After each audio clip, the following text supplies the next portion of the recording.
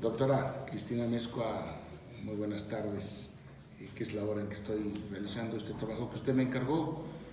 Comentarle en primer término que el tema, como usted lo ha visto, es la transparencia,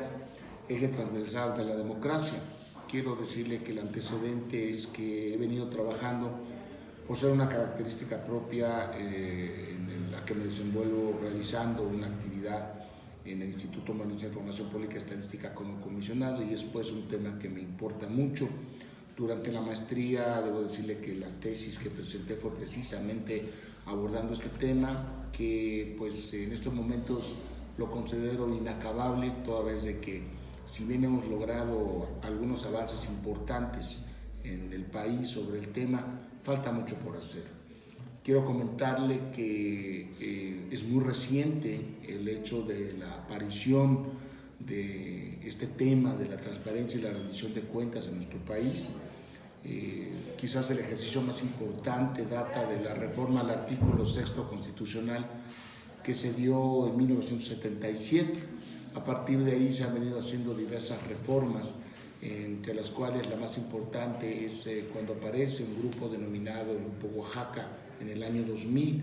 que presenta un proyecto para realizar una ley de transparencia y acceso a la información pública. Se realiza el artículo, se vuelve a realizar una reforma constitucional en el artículo 6, y en esta se da como origen una ley de transparencia, una ley general de transparencia. Sin embargo, debo de anotar que en este antecedente es importante señalar que no fue a nivel federal no fue una gran ley que abarcara todo lo que eran los deseos de estos académicos, investigadores, políticos, sociólogos, inclusive periodistas, conforme a lo que quería que el Estado se comprometiera en el ejercicio del acceso a la información pública.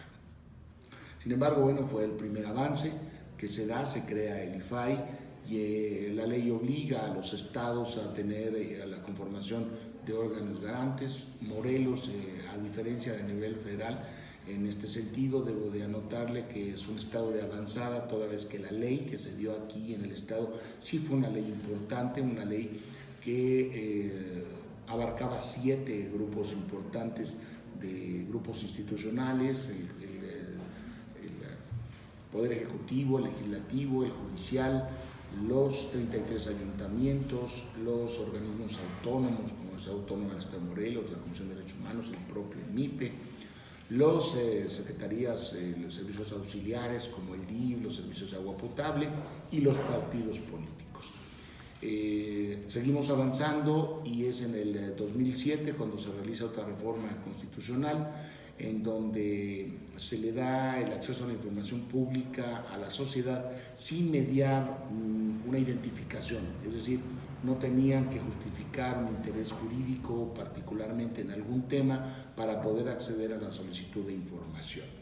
Y no es sino hasta el año 2012 cuando se comienza a trabajar en una ley que habrá de aprobarse en el 2014, y esta sí es una ley de gran calado. Es una ley que ya le da facultades a un órgano federal, en este caso es el INAI, en donde ya tiene que ver con órganos, con sujetos obligados, como es el caso del Poder Ejecutivo, el Poder Legislativo, el Poder Judicial,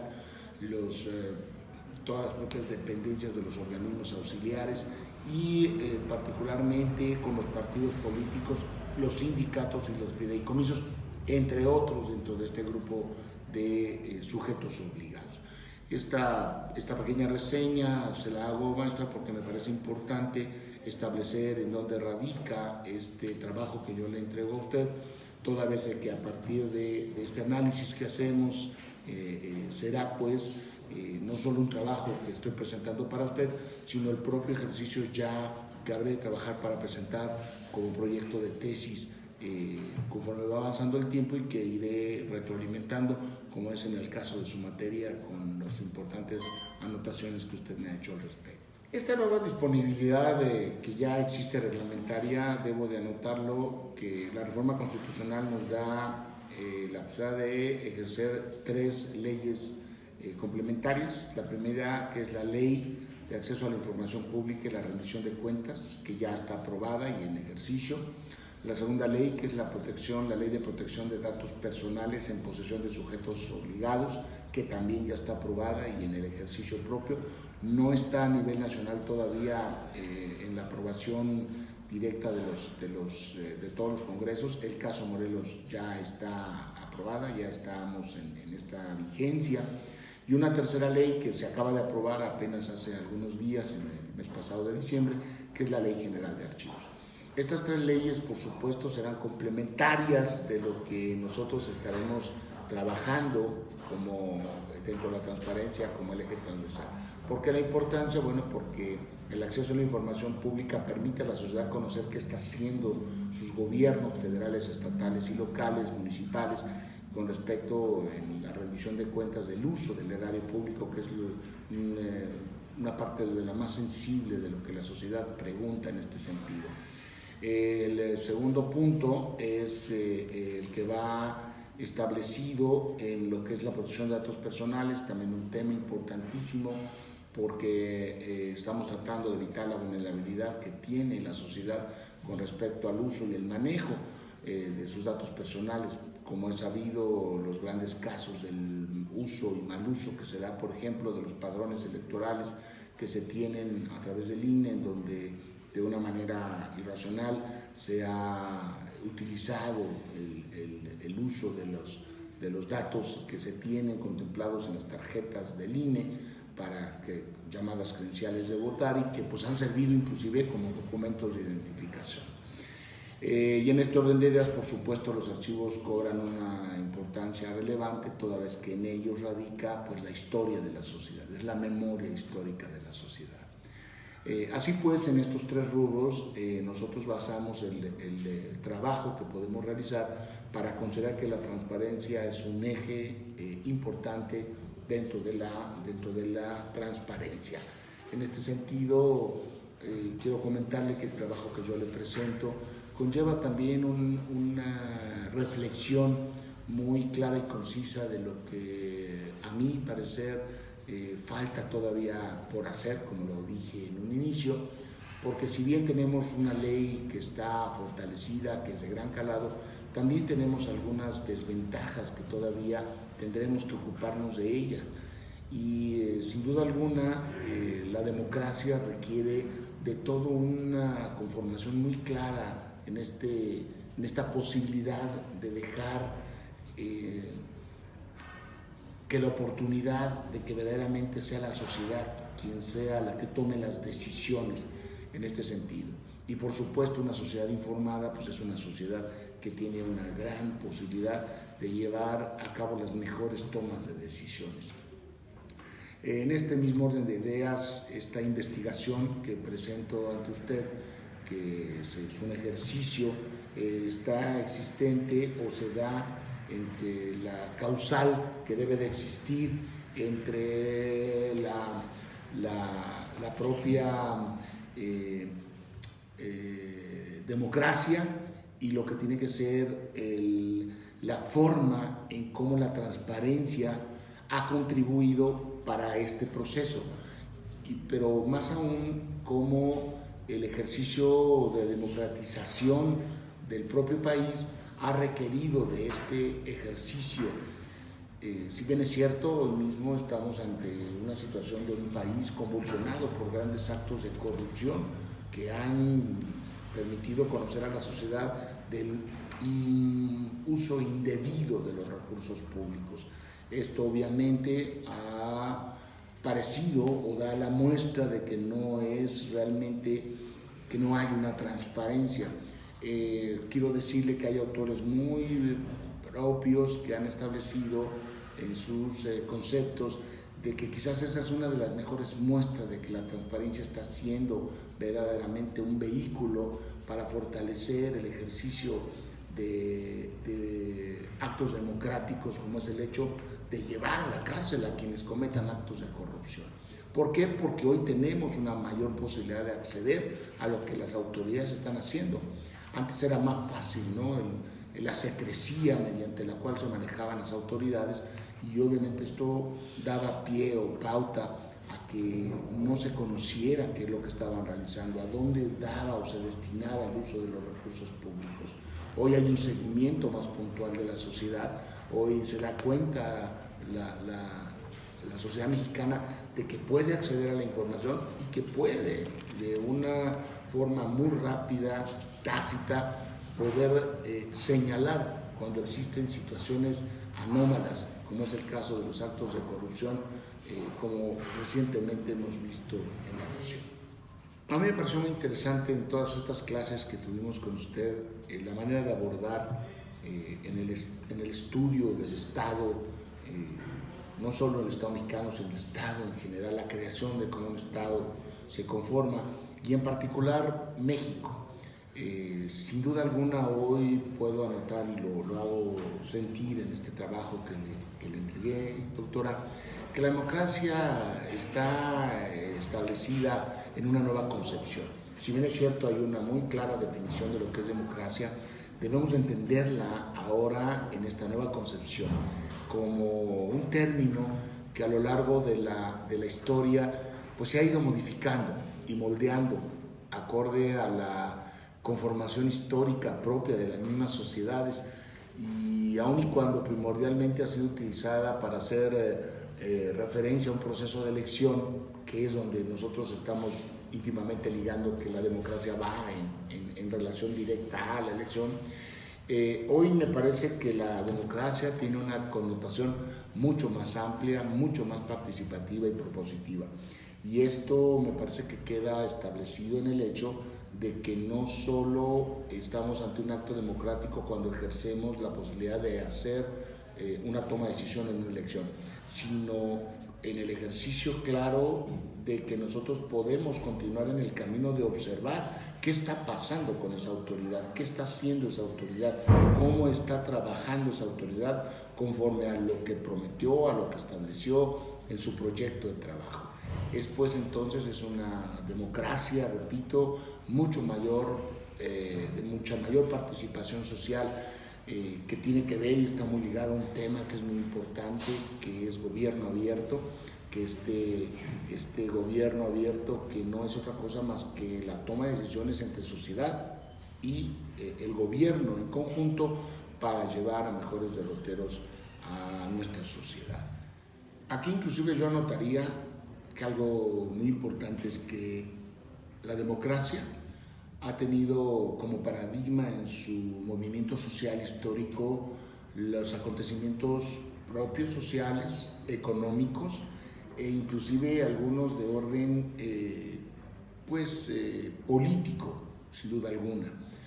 Pero hoy creo que sin duda alguna la democracia y la rendición de cuentas pasan a ser una parte importante, un paradigma propio ya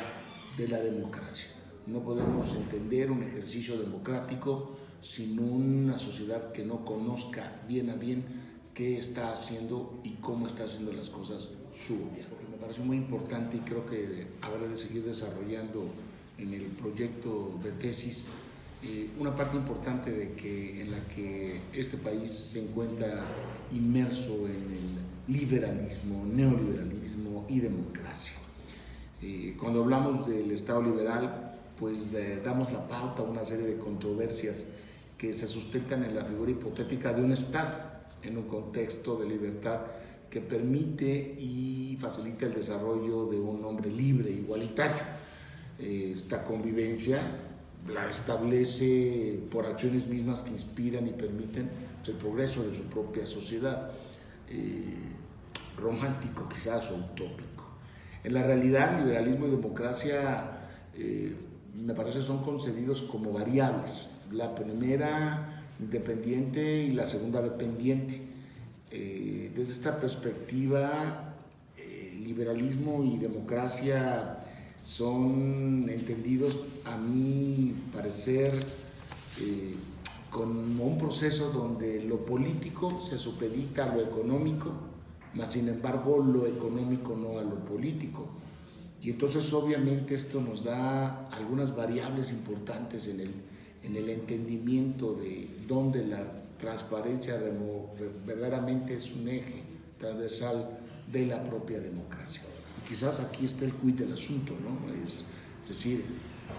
qué tantos factores externos e internos en un país determinan la posibilidad de darle el calificativo de democrático,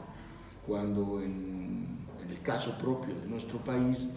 este eje transversal al que yo califico, no es el caso de la transparencia,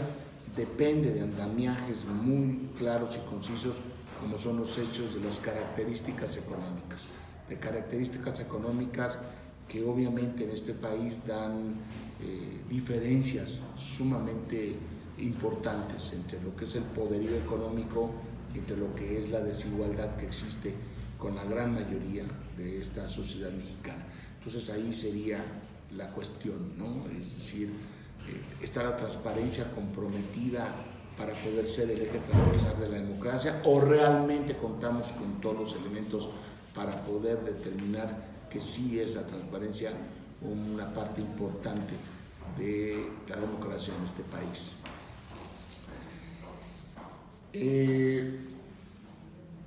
Los términos que se han establecido como vínculos que los mantiene estrechamente relacionados, pues me parece que principalmente son por las informaciones obtenidas a través del acceso a la información que la sociedad tiene. Esto ha permitido que exija o que haya una exigencia sobre la gestión pública. Sin embargo, no ha sido todavía un factor determinante, debemos de reconocerlo. Hay un largo camino por transitar. En el trabajo debo de decirle que lo estoy retroalimentando precisamente con alguna bibliografía que nos ha dejado, por ejemplo, la doctora Peinado, que he trabajado junto con usted, el doctor Ariel, que son los con quienes estoy iniciando este proceso del doctorado, en donde estoy revisando muy puntualmente en esta bibliografía los temas que me dicen que abordo y que tengo como fortaleza, pero también que dejan de tratar los libros en este sentido. Es decir, ahí es donde yo me quisiera abocar. Trabajar que este documento sirva como una parte, como una ayuda, como un soporte. Digo, no pretendo tampoco bajo ninguna circunstancia ser una enciclopedia, ni mucho menos un dictamen de lo que tendría que ser la transparencia en el país, pero sí aportar de una manera muy puntual qué es lo que hace falta para que nosotros podamos realizar a través de este documento algo importante, quizás un poquito establecido desde lo local e irnos hacia lo global, que sería el país, pero yo sí quisiera ser muy puntual al final de este comentario, que este ejercicio trata precisamente de poder aportar algo a través de este estudio, de este doctorado, para lo que, repito, en lo que creo firmemente, y que la transparencia es un eje transversal de la democracia.